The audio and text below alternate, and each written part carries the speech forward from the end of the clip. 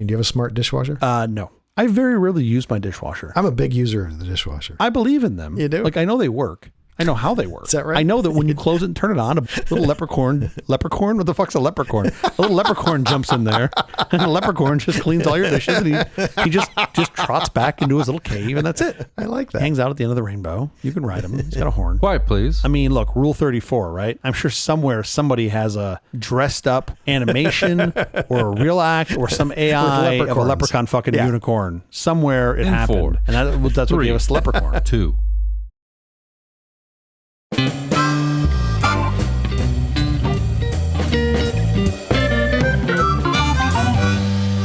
The Apple Company presents a truly terrible podcast. Welcome to Nonsense, episode number 43. I'm Jeff Parker. And I'm Stu Little. This is our take on the week's business, tech, and entertainment headlines. This time, we'll look at high-speed rail California style. Where it goes really fast? Yes, it does. It's worldwide Howl at the Moon night. It's not just about having your fill of pre-Halloween unnerving goose flesh. It's actually about animal welfare, specifically that of the wolf, the non-domesticated defender of the wild. Some peg wolves as pests and wild, dangerous beasts, but they're actually highly intelligent, intricate creatures with evidence of existence that dates back as far as 1.5 million years. Unnerving goose flesh? What the fuck does that mean? Do you know what goose flesh is? No. Do you know get goosebumps? Yeah, goosebumps. Oh, I've never heard it called goose flesh. Parts of the world call that goose flesh. Really? What parts? Yeah. Myanmar? Yes, Myanmar. And Libya? Specifically Myanmar and Libya. Libya and parts of the United States. It has a high, the Venn diagram is almost perfectly lined up with the imperial unit system. People learn something on this show every day. Not every day, no. How's your week going? So far, so good. Earlier this week, there was a multicultural potluck at my son's school. And of course, if there's food involved, I feel like I must be involved. You must go above and beyond. Usually on the consumption side, but I decided I would work on the provider side this time. Okay. And I was like, how do I work ribs into a multicultural potluck day? And I successfully did. I made 9 racks of ribs. I had about 33, 34 pounds of pork. How do you make 9 racks of ribs? So the upper bound on that is the number that I could fit on my extra large big green egg. When I put it all together at 5:30 in the morning, I'm like, man, I don't think there's going to be enough airflow. These things actually might not cook. Right.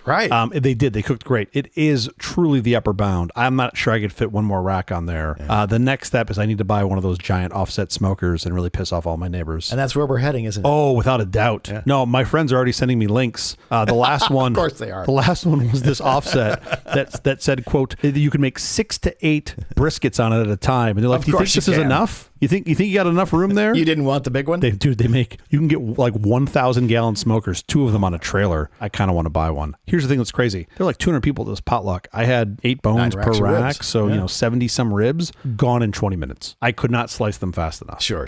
And here's the thing. People are like, oh, you're really committed. You get up at 5 in the morning. It's lovely at 5 in the morning. There's nobody there. Yeah, I love getting up early. My kids are asleep. There's smoke billowing down to my neighbor's house who hates the smell of smoke.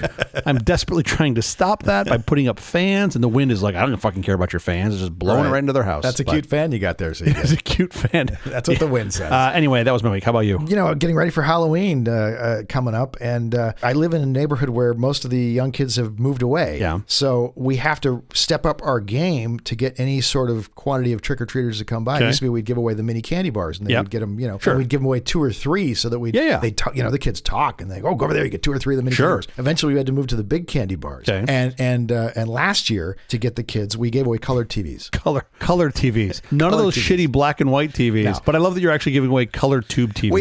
We have to dial up our game to get anyone to come here. This year, I think we're doing color TVs and a couch. Are you the Oprah of the neighborhood? Everybody in the neighborhood gives away ridiculous things because you want to see the little kids. They're adorable. They're cute, and they just do your neighbors give away Katsuya? Because point me towards that house. I want to go to the house that gives away Katsuya. That would be great. That would be great. Here's your cut roll. I think it kind of misses the spirit of the holiday, but nevertheless, my son's school last year did a haunted house for like the middle schoolers that I didn't get involved in. In hindsight, I wish I would have, because like one of the dads was telling me like he just wore a mask and scared the shit out of kids for 2 hours, and I'm like, that sounds like fun. That's a nice afternoon. That sounds like a blast. Like, you can do this and nobody's angry? Like, they want you to do it? Sure. One day a year, you get to terrorize the young children. I did read a book this week to my kids' class. The book that I wanted to read is an old, somewhat sketchy Disney book where Mickey Mouse goes to a haunted house, and there's a scene in it that gets a little spooky. Yeah. And then one of the guys says boo, and I slam the book shut when I read it to my kids. Sure. And they jump every time, and I just love it. And I'm like, I know I'm totally torturing them. I'm like, can I do this to the other kids in the class? We ended up not reading that book, but it would have been fun. I loved torturing the children. There's a lot of stuff from the old Walt Disney, Walt Disney, the person days, where you're like, how are you showing this to kids?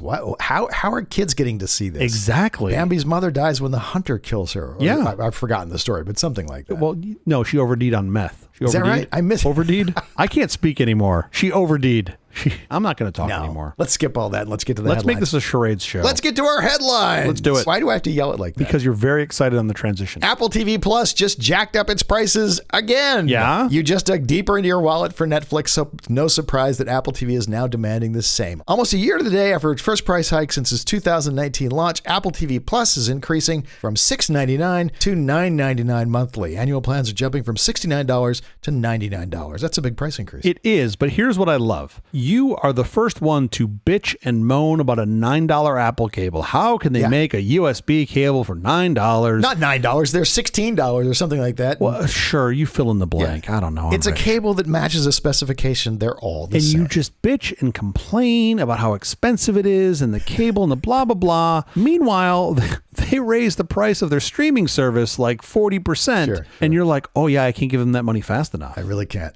This is the thing about this show. I have friends who are like absolutely in love with Apple, and I have friends who absolutely hate Apple. Sure. And on alternate weeks, I have things about Apple I absolutely love and things that I absolutely hate. Sure. Guaranteed, every week I'm going to upset at least half of my friends. Sure. We call it I bipolar. Little lowercase I bipolar. Anyway, so they're raising their prices, and you're right. I can't write that check fast enough. And I zero really people are going to leave Apple the service TV. because it's probably underpriced as it is. And unfortunately, it looks like one of our favorite shows is Gonzo from there for a while. Jon Stewart. Oh, totally. Not for a while. It's gone forever. Forever. Yeah. Which was really a real bummer. He was going to talk about China. Yeah. And he was going to talk about AI. Yeah. Two things Apple can't have him talk about. Yeah. And of course, his take on it was going to be either colored by them or he was not going to be on the channel. Sure. And he is now gone from the channel. Yeah, that's a bummer. That's actually, I think, pretty awful. He should produce it himself. I would love that. I don't know why more people don't want to own their own shows. Sure. You look at back to the day in United Artists, there were 4 artists who united: Charlie Chaplin, Mary Pickford, Douglas Fairbanks, and I think Anson Williams,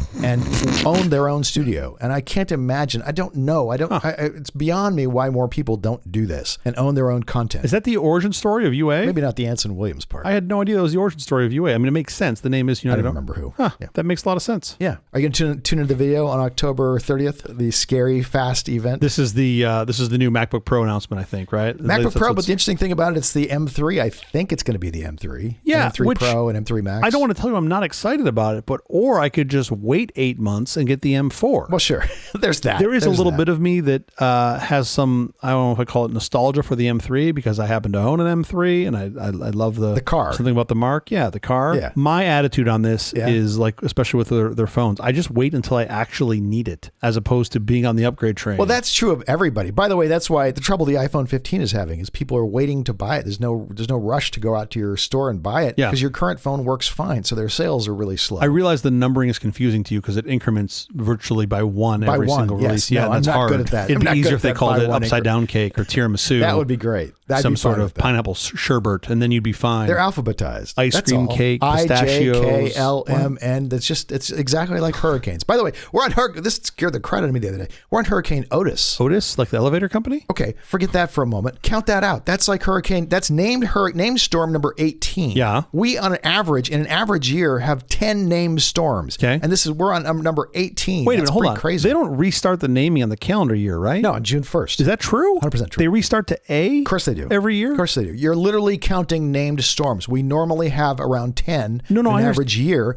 We are on 18 this year. Because if you did that, you would never get to the later letters in the alphabet. All the storms would be like... And most years you don't. By the way, once they become famous like Andrew, they retire the name. Yeah, you have to. They don't reuse it. Yeah. I always assumed they just incremented letters and just repeated like an endless loop. It's for the hurricane season that year. I had no idea. I think you're wrong. Well, there's a first for everything. So Otis is the 18th named storm of this hurricane season. And by the way, it's going to hit land probably as a category 4 or 5. It went from a tropical storm to a category 5 very quickly. I think I want to use my challenge card on this.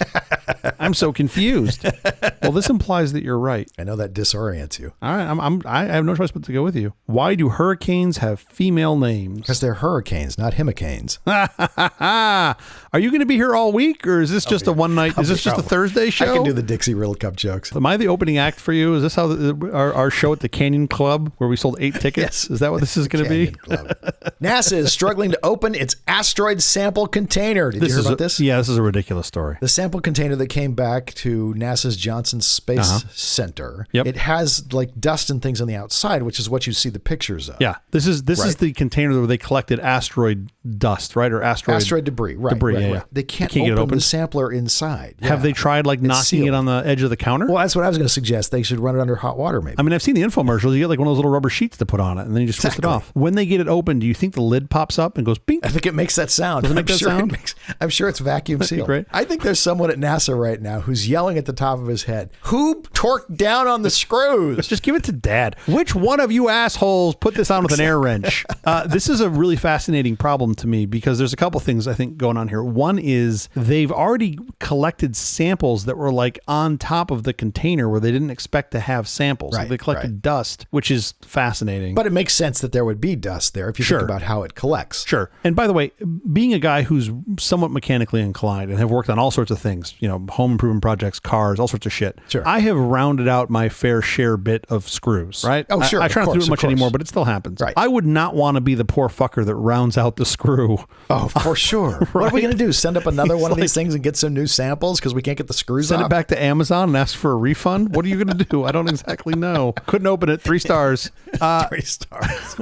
I don't know what to do in this particular scenario. Is the silly so shit. I read this article, they're talking about like actually drilling out the fastener, which is what you would do in a normal circumstance. However, the problem with doing that in my mind is when you drill out the fastener, you make a bunch of dust. So you've got to extract that dust. Contaminates, right. They can't do that. So I don't know. They got like a little vacuum and they'll do it in an extremely careful way. I mean, NASA does things really well. Of course. They'll figure it out. This is where you get into some of the real fun stuff with NASA and JPL. Like they have to solve these problems that are truly one-of-one problems, right? Like, for sure. Like I think about even the Hubble, but you talk about like the James Webb and even all this stuff we put into space to collect things. Sure. Now that we're bringing materials back in a quasi-autonomous manner from asteroids, things floating around the universe is just an asteroid that's going to collide with us. Mind-boggling. Well, don't tell everybody that. I want them to listen to the show. You tell them no asteroids are going to collide. Do you think nonsense is going to be the high on their list? Like, sorry, we're all dying next week. That particular asteroid is on a collision course for Earth. That's part of why we got the sample of it. Do we know when? 2182, but I think it's going to be fairly easy to deflect. It turns out it doesn't take too much to deflect something in space. Well, just the slightest glint of force, and you've changed the trajectory enough. If you go out far enough, how do you deflect? Change the trajectory enough that now it doesn't. You don't go up there with Aerosmith blaring, and you bring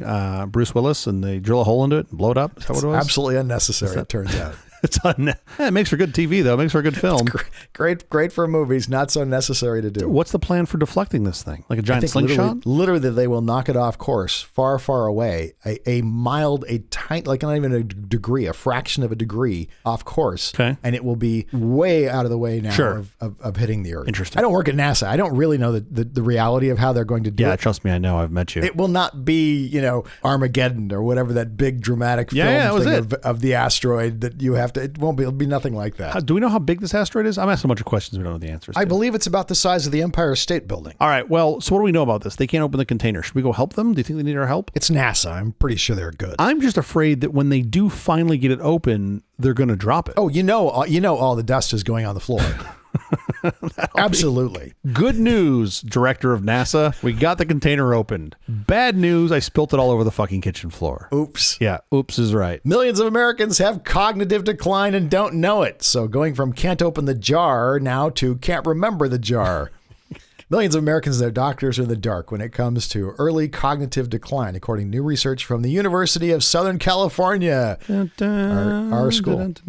A study out this week suggests that most general physicians are vastly underdiagnosing mild cognitive impairment. Basically, USC like, well, we're shitty at football now, so how about we start doing some good research. Let's go do some research. Maybe we're better at that. I think this is actually a serious study about serious cognitive decline, not the dorky stuff we're talking about. Sure. But it's kind of interesting that the doctors are underdiagnosing that. Well, yeah, they said something like 92% of mild cognitive impairment goes undiagnosed.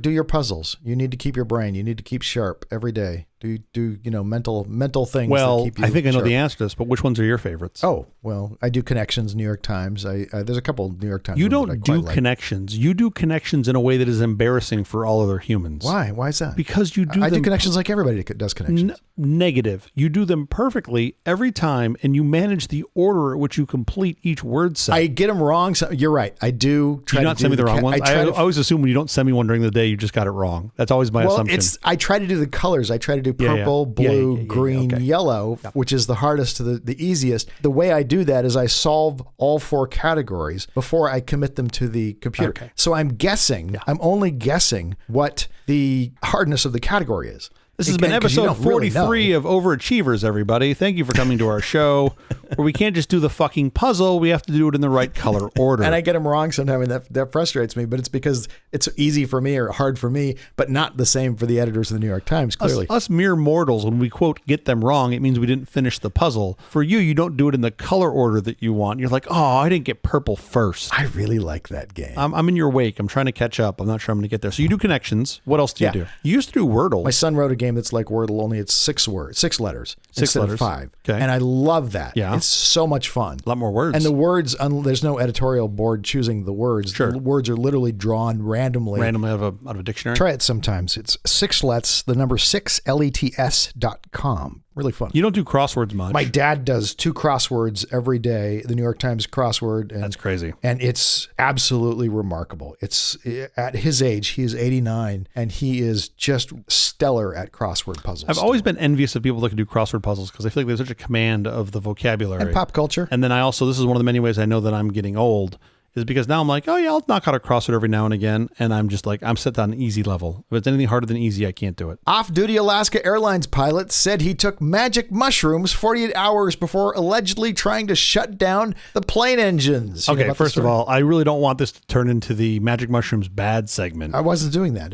This is what happened. He took magic mushrooms. He was sitting in a deadhead seat. He was literally sitting in the jump seat, in the cockpit. Yeah. In the jump seat. Right. And he jumped up and started futzing with the controls. He wanted to turn off the airplane in midair. Okay, well, to be fair, he was in the jump seat and he just thought you're supposed to jump out of the jump seat. Okay, so let's not throw him under the bus for that. But this is a crazy story. So this was earlier this week, and the crew said that he gave, quote, 0 indication of anything wrong during the initial stages of the flight. Sure. The pilot said they were just chatting away about the weather and various types of airplanes. Having a good old time. Which, by the way... He's a pilot for like Alaska Airlines. He's a real pilot. A real pilot. And if you're chatting about the weather and various types of airplanes, you might like the show Nonsense, because I feel like that's pretty much all we do on this show is the weather and various airplanes. So I'm going to try to get him on as a listener, but that's when he gets out of jail, of course. He's never going to fly again, either as a passenger or a pilot. He may never be on a plane again. Anyway, so they're flying over Oregon, and the first officer sees this guy. His name's Emerson. They see him throw his headset across the cockpit and exclaim, quote, "I am not okay." That's what that was his intro, right? His intro was, "I am not okay." He then grabbed the 2 red engine shutoff handles, tried to pull them. The pilot said that they grabbed his wrist, they physically engaged him for an estimated 25 to 30 seconds, and then he quickly, quote, quickly settled down. So it doesn't sound like it was much of a struggle. It sounds like this guy... 25 to 30 seconds, that's not nothing. This is the part of the story that I actually kind of enjoy the most, if you can, in this story. The pilots asked him to leave the cockpit, and he then walked to the back of the airplane. So it sounds like he pretty much excused himself. Voluntarily left the cockpit. Right? Yeah. The pilot in question, not the pilot of the plane, the pilot who was in the jump seat, he said to the flight attendant, quote, "You need to cuff me right now or it's going to be bad." Sure. No Which problem. Tells me... Happy to cuff you. Right? Absolutely. This guy seemed to be putting out some sort of energy of like, I know something's wrong. I'm not in full control of my faculties. Please lock me up. Please stop me. He did say that he turned towards an emergency exit door and tried to grab the handle, which hopefully as everybody in the show knows. Before or after he told the flight attendant to cuff him? I think it was after. I think it was after he was cuffed. I think he got up after he was cuffed. And then in an interview with an FBI agent, one of the flight attendants said that she overheard him say that, quote, I messed everything up, and that he, quote, tried to kill everybody. Right. So how many people were on that plane? 80. Well, they gave him 83 counts of attempted murder, so I'm going to guess that's 83 what I was wondering. people. Is this 83 84 if you count murder? him. That's exactly what I wondered. Emerson, the pilot, said that he had a nervous breakdown and that he hadn't slept in 40 hours, that he felt dehydrated and tired, and that he, quote, "I thought I was dreaming and I just wanted to wake up." And that's why he pulled the handles, which I get that. Like, I don't think this dude just made up that story to cover his actions. Sure. I don't think that's going to wake you up. I think that's going to give you a permanent sleep. That's called sleepy time. Yeah, permanent sleepy time. Yeah. Good for the other 2 pilots for being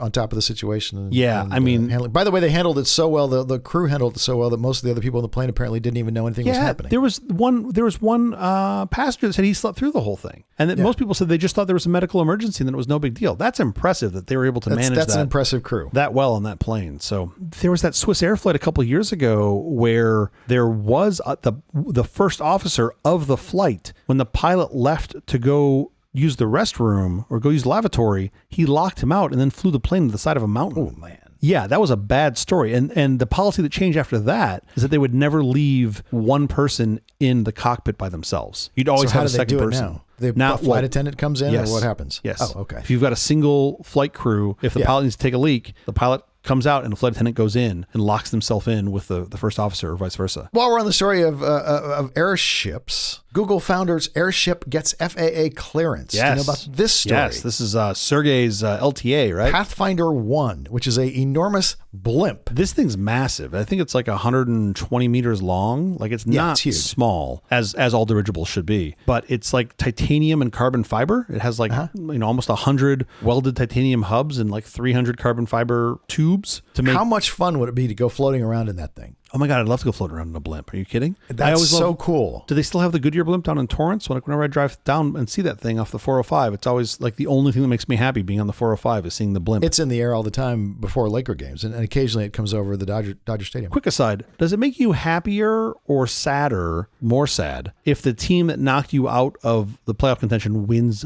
the World Series? It makes me less sad. It makes me feel less like, sad, right? They were going to win anyway, so you might as well steamroll over them. Okay, I just want to make sure that I yell to them, go get those, whoever the next team is that they're playing. You root them on. So LTA, which is Sergey Brin's company. By the way, LTA stands for lighter than air, I think, which is fantastic. Yeah. So they got like approval to basically parade this thing around Moffett Field at like low level flights. Like I think no more than 1,500 feet. 1,500 feet, right? Which is not high, but I mean, again, you got to start somewhere. Well, you don't want to go too high, or you get where you actually have commercial flight. Well, yeah, of course. And I don't know if this is still true, but years ago, because Google was willing to make an investment in Moffett Field, they got the right to land their planes at Moffett Field, which pissed off every billionaire on the peninsula, because they're like, oh, we got to go to SFO or San Carlos to take off. We don't. Google just go out their back door, because Moffett Field basically touches their campus. Yeah. They would just go out their back door and jump on I think they have a 767 they still fly. That's a Google plane. Oh my word. It's crazy. He's already got Pathfinder 3. Yeah. That thing's like 180 meters long. Massive. For our American listeners, that's like 2 football fields. Microsoft now thirstily injects a poll when you download Google Chrome. This is on Windows. I love this story. I hate these things. This is the thing that makes me so happy to not be on Windows. If you download Chrome to use as your browser, they put up a poll that says, can you please take a minute and tell us why you're trying another browser? With a little frowny emoji. Why are you leaving? Do you think it does this if you try to download Linux as well? It's none of your business why I'm going to another browser. I'll go to any browser I want. Stop injecting things into my new browser. If you download like a Linux live CD, it's like, why are you leaving Windows? I'm not so grumpy that they're doing I wouldn't call this injection. But don't slow down my computing experience. I do not want to take your survey. I don't want your little ads popping up on my... Sir, with all due respect, if your position is, I don't want you to slow down my computer, then, and you've made it off of Windows. I was going to say, you should start with the Windows OS to begin with. I don't have Windows. That's really where the problem lies. I think if you've made it as far as Edge, you are not seeing the forest through the trees, my friend. Enough with the headlines. Up next, we'll take a look at high-speed rail. There's not even any tracks laid yet, right? We'll discuss that.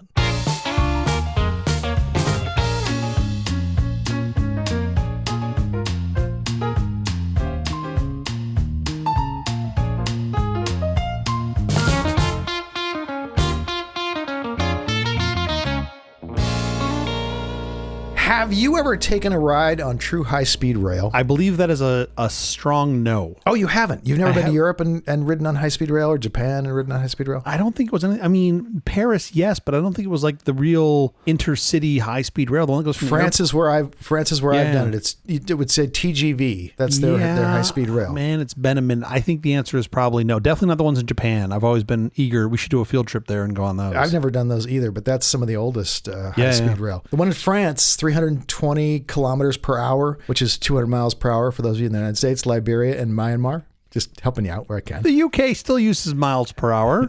I think most of the UK in the dumb cities.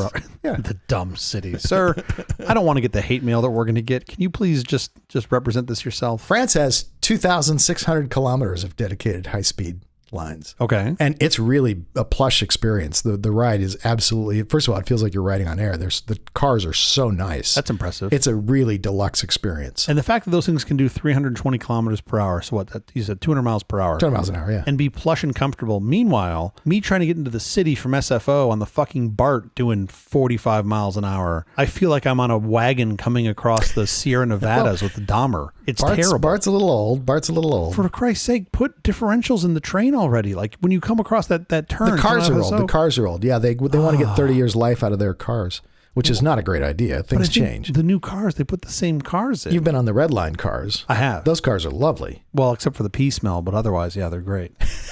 Well, you're going on a different car that I'm going on. You're going on the public urinal car. Yes, I'm on the one. Which is I get on the one that says men. Should I not do that? That's probably I'm like, oh, men. I assume I should get on the men car. The U.S. has no high-speed rail. They have none. I thought we had it in Florida now. It is not true high-speed rail. I'm talking about things that are going 200 miles an hour. Oh, see, you were trying to like. Florida is nowhere. They call it high-speed rail. Sure. By the way, the same thing is going to be true of the diesel power. You can't really have high-speed rail that's running diesel. Sure. The same thing is true of the Los Angeles to Las Vegas line. Okay. That will also not be true high-speed rail. What, it'll just be like medium speed rail? I don't know what you call it, but it's low speed rail? 100 plus, low 100 miles an hour, somewhere in there. It's not speedy. The high-speed rail is a different animal. What's really keeping us in the U.S. from having true high-speed rail? Politics. Politics, and it's money in politics, sure. And it's specifically airlines. I will come to that in 1 second. Oh, interesting. Hang on standby. Okay. I was saying we have no high-speed rail in the U.S. Okay. Meanwhile, China has built more than 40,000 kilometers of high-speed rail in the last 20 years. Wow. Tracks designed for speeds above 350 kilometers per hour, 217 miles per hour. That's crazy. That's a lot of track they've put down. Yeah. To state the obvious, electric rail is environmentally friendly, much greener than cars burning gas, and much, much greener than airplanes. Okay. It also reduces ground traffic and air traffic congestion. Okay. It should be a no-brainer. Okay, but there's always a but. Yet there's only one high-speed rail project under construction in all of America, the California High-Speed Rail. Okay. That project will turn the trip from San Francisco to Los Angeles into 2 hours and 40 minutes. And that's important to note because San Francisco to Los Angeles is the second busiest flight route over the entire United States. Wow, I did not know that. Yeah. SFLA is the second busiest route in the U.S.? Second busiest flight route. Wow. California started talking about high-speed rail in the 1980s, about the same time Europe was building out its high-speed rail. Sure. But we are home to, and therefore responsible for, the California condor, the gray wolf, the San Joaquin kit fox, the desert slender salamander, Franklin's bumblebee, the Channel Islands dwarf fox, the Sierra Nevada red fox, an actual man named Red Fox, the El Segundo blue butterfly. Okay, with the exception of the man named Red Fox, every one of those is delicious. They're all delicious. And other threatened creatures. Okay. So it wasn't until 1996 that then Governor Pete Wilson and the California legislature created the California High-Speed Rail Authority to create and plan for a high-speed rail system. So wait, you bring up all those animals because they're all opposed to high-speed rail? All those animals want low-speed rail? They all vote no. They all vote no on the high-speed rail, which is interesting. They don't want to be thrusted into the 19th century. There's that big chunk of land that was like half developed right at the exit of LAX, like when you're going off of the, like they were going to make a neighborhood out of, but there's some endangered species there. It was either like butterflies or like a ground squirrel or some shit. The El Segundo blue butterfly is probably what it is? About. Yeah. Is it really called the El Segundo blue butterfly? We're really cognizant of those things, which is a great thing. We should be. Sure. I mean, that's actually 100% a great thing. It does slow down projects, but that's fine. You want to live in a state that is thoughtful. Yes. That's not a bad thing. I love Red Fox. It wasn't until 2008 that voters approved Proposition 1A, authorizing that system to be built, laying out a route connecting major population centers of the state and the sale of $9 billion in bonds to buy the bulk of the necessary land. Okay. The $9 billion raised on a project estimated at the time to cost $45 billion. Okay. We knew $9 billion wasn't enough to fund the entire project, just enough to get it started. To date, the project has never been fully funded. In current dollars, it's now estimated to cost in the neighborhood of $128 billion. That is, if full funding were available today. Wow. Obviously, as time passes, inflation alone will increase that number. For reference, today's U.S. dollar is worth 34% less than it was in 2008 when this all began. Wow. Back in 2008, the high-speed rail project was very popular. In fact, there was strong bipartisan support of high-speed rail, literally until April 16th, 2009. That was the day President Obama announced he foresaw an America where 80% of Americans could be connected by high-speed rail. Oh, no. What we need then is a smart transportation system equal to the needs of the 21st century. A system that reduces travel times and increases mobility. A system that reduces congestion and boosts productivity. A system that reduces destructive emissions and creates jobs. What we're talking about is a vision for high-speed rail in America. Imagine boarding a train in the center of a city. No racing to an airport and across a terminal, no delays, no sitting on the tarmac, no lost luggage, no taking off your shoes. Imagine whisking through towns at speeds over 100 miles an hour, walking only a few steps to public transportation, and ending up just blocks from your destination. Imagine what a great project that would be to rebuild America. In that instant, all Republicans' support vanished. Every dollar is now contested. The stop-and-go build-out for a mega project like California's high-speed rail is extraordinarily expensive. Those people who, after the voters gave the project a green light, who keep trying to stop the project, saying it's oh so expensive, are literally the ones making it oh so expensive. Big surprise. The construction, which finally began in 2015, is constantly stalled by lawsuits, vetoes, politics, more lawsuits, lack of funding, and oh, did we mention lawsuits? Sure. There were over $1 billion worth of lawsuits before any steel went into the ground. Thanks, Obama.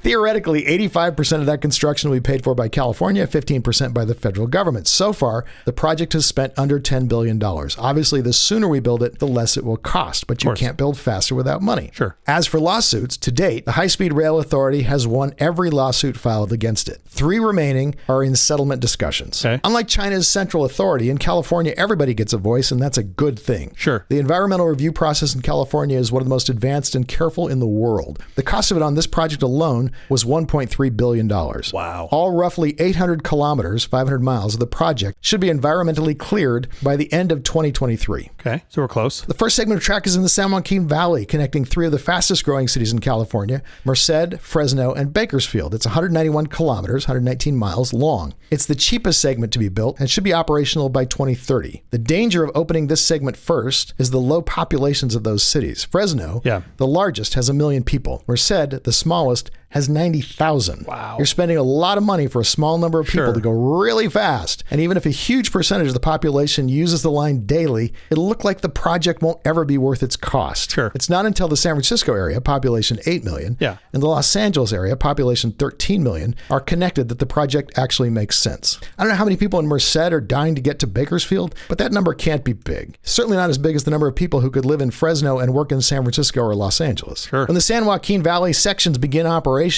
watch as it's attacked for the high cost of giving a few people really fast transportation, ignoring that the rest of the project will increase ridership way over 20x. People should also know that when fully connected, the line will vastly change property values in the San Joaquin Valley, which can now become a viable bedroom community for San Francisco and Los Angeles. Totally. The central part of the state, which hasn't enjoyed a fraction of the economic benefits of California's big city industry, will suddenly join the party. Yeah, absolutely. Now, regarding funding, the high-speed rail project is entitled to receive 20% of the revenue from the California Cap and Trade Program. In 2023, the California High-Speed Rail Authority is projecting to receive $706 million in cap and trade revenue. This represents about 10% of the authority's total budget for the year. California High-Speed Rail Authority is also seeking $2.8 billion in federal funding for the project in 2023. To put that in perspective, the F-35 fighter jet program will cost $1.7 trillion to buy, operate, and maintain. Those federally funded jets are being built in Fort Worth, Texas. Talk about giving a small number of people really, really fast, expensive transportation. No shit. The F-35 doesn't have an enormous commercial. I'm sorry. Sometimes my headphones don't work correctly. Did you say 1.7 trillion fucking dollars? $1.7 trillion. Jesus. Like, now you're in the 4 comma club. But they're fun planes. Whee! Yes. That we hope we never have to use. They're very fun planes. Yeah, you could put a lot of high-speed rail in the country for that. Sure. The F-35, however, doesn't have an enormous commercial airline lobby fighting tooth and nail against it. Sure. Since 1989, Texas legislatures have been wanting to build a high-speed line to connect Dallas, Fort Worth, Austin, Houston, and San Antonio. But that project was buried by Southwest Airlines, who knew that railway would render their highly profitable short-hop flights among those cities unnecessary. And the commercial airline interests don't just fight high-speed rail in the U.S. these days. They do it all over the world. Sure. Keep in mind, San Francisco to Los Angeles is the second busiest flight route over the entire United States. It makes sense that the airlines are fighting this with all they have. Yeah. One of the cooler things about the California high-speed rail is that it will be powered by renewable electricity. In fact, part of the project's cost is a big solar farm large enough to power the entire line. Wow. 445 acres of solar farm in Kern County, United States. Wow. The system will require a battery storage capacity of approximately 1,000 megawatt hours. This will make it one of the Holy largest shit. battery storage systems in the world. That's a lot of batteries. This solar farm will make California's high-speed rail system one of the most environmentally friendly transportation systems in the world. Construction is expected to begin on the solar farm in 2024 and be completed in 2026. Anyone with modern solar panel on their roof can tell you it's really fun not getting a power bill. Sure. Average track speeds will be 350 kilometers per hour. Later, there will be blended segments consisting of upgraded existing tracks in Los Angeles and San Francisco. It'll run at 180 kilometers per hour. Los Angeles and San Francisco are roughly 560 kilometers apart. And as mentioned, the trip will take less than 2 hours and 40 minutes. The completed system will consist of roughly 1,300 kilometers of track and will include 3 tunnels longer than 10 miles each. Holy shit. However, imagine with no traffic jams, no slowdowns, San Francisco to San Jose in 30 minutes. San Jose to Los Angeles in 2 hours and 10 minutes. Sacramento to Los Angeles in 2 hours and 20 minutes. 24 stops in all. Who doesn't want to visit San Diego without traffic and airport security? I mean, I'm just so negative because of our current train system that's terrible. 2 hours 40 from LA. Like that actually gets me. What train system do you take? Are you taking the Amtrak in California? Yeah, the couple, like when I take it now and again to San Diego and I'm doing 12 miles an hour through LA. Yeah, it's slow. It's slow. Watching butterflies pass me. I'm like, why are we doing this? Also, this food service, broadband, onboard entertainment systems, because modern trains are truly luxury experiences. Sure. Yeah. 2 hour 40 from LA to SF. If that's real, like meaning I get on, the doors close, and I'm there in 2 hours. The only way it'll go beyond that is, and this depends on the rehab sections of track that they are actually rebuilding. It could be as much as 15% shorter. It will not go longer. Why could it be shorter? Depending on how well they're able to build out those LA systems in San Francisco, the existing track that they have to build up. By the way, some of that is redundant with an Amtrak line that it's going to get rid of. They're going to displace the Amtrak system and replace it with the high-speed rail system. I mean, I'm all for that. Makes perfect sense, yeah. Interesting. Track and surface systems likely will begin going down next year. Track, by the way, is the last part of construction. You will hear people try to deride the California project by saying that not a single mile of track has been laid yet. Well, yeah, you need the platforms, bridges, grade separations, and so on before you can begin laying track. There's not one goddamn ticket machine even installed yet. Exactly. You haven't even hired any engineers, you fucking idiots. No one has frosted the cake because the cake hasn't been baked yet. Totally. When California built the Golden Gate Bridge, the constant comment on it was a bridge no one would ever use. Yep. Have you been on the bridge in the last 80 years? More than once. It gets used. It does get used. Even if you don't ride the entire California track, a reasonable and reliable commute from Merced to San Francisco or from Bakersfield to Los Angeles will vastly improve the state. The only thing I would love to change about all of it, if I had a wand and could change everything, I don't want to stop and pay $10 to go over the Golden Gate Bridge. Why not just put it as part of California taxes? Same thing with this high-speed rail. Sure. It's going to be whatever they said it was going to be, $50. It's probably going to be $85 or, closer to $100 by the time they're done to take the ride from Los Angeles to San Francisco. Let's just make it free. What's the benefit here? Why not just have taxpayers broadly paying for this? It's going to benefit all of us. Well, yeah. I mean, you're penalizing the guy in Tahoe that's never going to take it or whatever. I don't know. He doesn't have to take it. He benefits from the economic activity that it will create. No, all right. We all will vastly benefit from that. Plus, there's an elderly woman in Shasta, California, whose tax dollars are being spent to repair the 101. No, I'm trying to understand your communistic views. Yes, my communistic views are I don't want to stop at a toll booth. Oh God, I mean, I think you could get everybody in the Bay Area to glom onto that. Yeah, I tease, but all of the Central Valley is just going to absolutely explode with this thing. Right? It will explode. Yeah, absolutely. It basically spreads around the coastal California wealth. You will hear the question asked a lot about the California high-speed rail project. Yeah. Will it break even? Okay. It's interesting we even ask that question. Yeah, sure. We don't ask that question of things like freeways. Sure. If the utility value is there, why should we care? Literally, putting people on the roads in lost productivity due to traffic jams and things like that is something like $80 billion a year. Apply that number to the railway system, and now you break even in 5 seconds. I mean, folks that like to be grumpy about the Postal Service are like, it doesn't even make money. And it's like, well, first of all, they design it not to. Is it supposed to make money? I thought it was not. I thought it was just supposed to be a service. I thought it was the goal. It's supposed to break even. And if it's making money, what are you going to do with it? What? I don't understand. What about safety? To date, Japan's Shinkansen bullet train has carried 6.4 billion passengers without a single accident. That's crazy. It began commercial service on October 1st, 1964. What? It has been a huge part of the country's economy. Wait a minute. It's 60 years old and it's never had a And fatality? it's never had a single accident. That's insane. Well, it's less insane when you go up to Fresno and see some of the construction on the California high-speed rail, and you will see you can't build a high-speed railway in a way that you can use your cow catcher. Sure. Yeah, you're not going to. Yeah, well, I think at that point. Not only will you blow up the cow, you'll blow up the entire train. You can't go 200 miles. It's not called a cow catcher on a high-speed train. It's called a cow orbiter. I think is what they call it. It's just when you hit Betsy and she's just immediately an LEO hanging out with a bunch of Starlink satellites. You can't have a street that crosses over the railroad tracks and two little wooden arms that come down and a thing that goes ding ding ding railroad crossing. You can't have that. I mean, you have to have what they call it grade elevation or whatever it is. Basically, it's a bridge where either the road or the train is going over one or the other. Yeah. You can't have a thing that causes people to stop or potentially get hit. Of course. It's less of a miracle than you think that no one gets injured because they engineer these things so well. Oh, no, of course. Yeah. I mean, I'm still kind of shocked that, I guess I shouldn't be shocked, but based on the experience we have in the U.S., even low-speed trains manage to run into each other all the time, right? We've talked about because they don't have this kind of engineering, the engineering you need for high-speed rail. Yeah, that's fascinating. The rest of the world has or is getting high-speed rail. California, indeed the entire United States, should not be left behind. I'm still grumpy that I still don't think it's fast enough. I feel like we could engineer a faster solution. Average track speeds will be 350 kilometers per hour. There's nobody going faster than that. That's pretty fast. There'll be blended segments, which are upgraded as existing tracks in Los Angeles and San Francisco that will run at 180 kilometers per hour, but the bulk of it will be 350 kilometers per hour.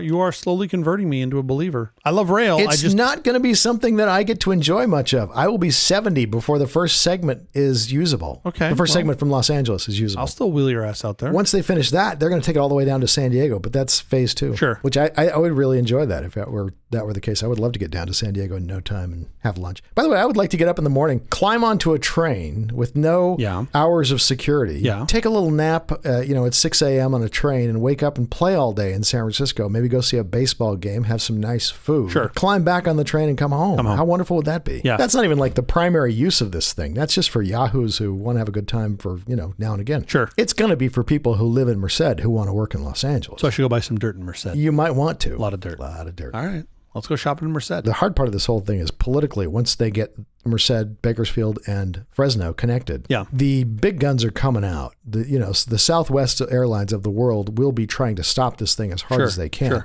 And they're going to say, look, 7 people take this train. Yes, because it doesn't go anywhere they need it to go yet. Have you ever been on a train ride that actually has a dining service? Never like the real proper dining service. Thing. Yeah, oh table my God, service. It's the greatest thing in the world. Amazing. It's unbelievably great. Have you done that here or in Europe? No, Europe. I mean, I've been on a bunch of European trains, but with the cafe car you can go sit at and someone will come take your order. Exactly. But it's not the same. You're talking about where you have actual table linens, white table linen. No, I've never done that. Incredible, and the food is great. And and you're like, wow, I'm on a train. Yeah, exactly. And I'm moving. There's a wonderful channel on YouTube. Yeah, I'll put a link to it of a guy who is showing aerial views and showing things like service roads that are being built and things like all the little progress that they're making. It's really cool. Oh, of the high speed rail. Of the California high speed rail. Oh, that's super cool. Oh, that's interesting. So he's out there flying a drone just to capture what they're doing so I think he's just using Google Maps. He's got updated satellite imagery. Oh, interesting. And he'll show you before and after, and this is what's happened, in the last quarter or whatever. And he just goes through the list. They're actually making a ton of progress considering that they're doing it on a shoestring. Huh, that's fascinating. I had no idea. What they really need is the legislature to be smart about this and say, the voters have approved this. Let's bite the bullet, write some big checks and get this thing up and running before it gets more expensive due to inflation. Yeah, of course. And due to other people's good ideas instead of, having big ideas like, hey, let's power the whole thing with a solar farm. Well, now you got to pay for a solar farm and batteries and all the rest of that, which is really cool and is the right thing to do, but not free. Okay, you've slowly got me coming across as a conversion. The two of us at 70 on high speed rail is going to go something like this: slow down. No way. Just the whole time we're just grumpy because they're going too fast. All right, we have to get out of here, but quickly before we do, have you seen or read anything good this last week? Yes, absolutely. Okay. I think I've promoted this before on our show. I was in the car for quite some time driving this past weekend, and I finally got around to listening to some of the Acquired episodes. So these guys make, their content is 3.5 hours long per episode. Oh, it's amazing. It's great. And I listened to their recent Costco episode, which it's deep dives into companies. And they do a good job. It is dense information that they they are putting out. But it's great. It's really great. And I knew bits and pieces of the Costco story. This really helped give me the whole arc, which is fascinating, going back to the 40s with Fedco. Sure. And again, I kind of knew bits and pieces, but they really brought it all together. And I would strongly suggest you listen to that if you're a business dork or a Costco dork. And then I listened to the first episode on Nintendo. Again, I thought I knew a bunch of that story. I know a decent amount of it. Yeah. There's a whole bunch of shit I didn't know that they talk about, and it's really great. If you're even just a light gamer of yesteryear, listen to the Nintendo episode because it's really spectacular. Especially if you're a kid who likes Mario. If you're a Gen Xer, you're probably saying, Jumpman, Donkey Kong, Mario. Oh, for sure. But then as you get into the later generations, and this is what I think they've done such a great job of, is they've managed those characters into new products like Mario Kart, which is a whole totally different animal, right? So anyway, very, very cool and a very interesting listen. So give that a go. How about you? I was lucky enough to see projected 40 years after the fact, Stop Making Sense, the 1984 Talking Heads concert film. Oh, wow. Newly restored. Yeah. How was it? It was amazing. It was so much fun. Directed by Jonathan Demme, shot over 4 nights at Hollywood's Pantages Theater in December of 1983. I have a number of friends who were there. Wow. One friend in particular who was there for 3 of the 4 nights. No shit. Yeah, when the Talking Heads were promoting their 1983 album, Speaking in Tongues. This film is considered by many critics to be one of the greatest concert films of all time and a cult classic. That was really fun. So wait, are they re-releasing it? Yeah, they've restored it. And is it only in the theaters, or can I get it on one of the many services? Theaters only, but restored in 4K. So they restored it, but it's the same. It's a technical restoration, right? Like the edit's the same. I don't know this for a fact, but my sense is from having heard it, they have AI'd a lot of the audio, broken it out on tracks, and made it really, really remixed, clean. I mean, it sounds really good. And is this like the peak of the Talking Heads? I don't know. I'm going to recommend something next week that's related, and how do you already know? And that? I'm not sure this is the peak of the Talking Heads. Are you from the future? I'll explain next week. I'm from the future. So wait a minute, let me make sure I understand this. You already know what you're going to recommend next week. Meanwhile, I do. 3 minutes before we record this episode, I'm like, fuck, what did I do? What have I seen? And then it's me on TikTok trying to look at fucking Jello mold videos to find something to talk about. I didn't talk about it, but there is a good Jello mold video. I'm going to send you a link. Is there really? Of course there is. They put the marshmallows in the Jello.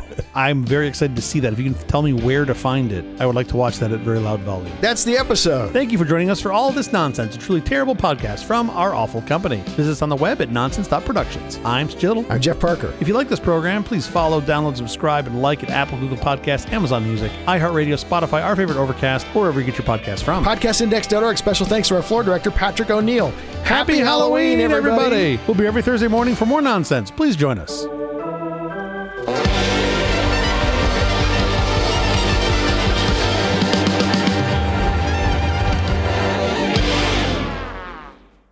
There's more, but I scrolled past it.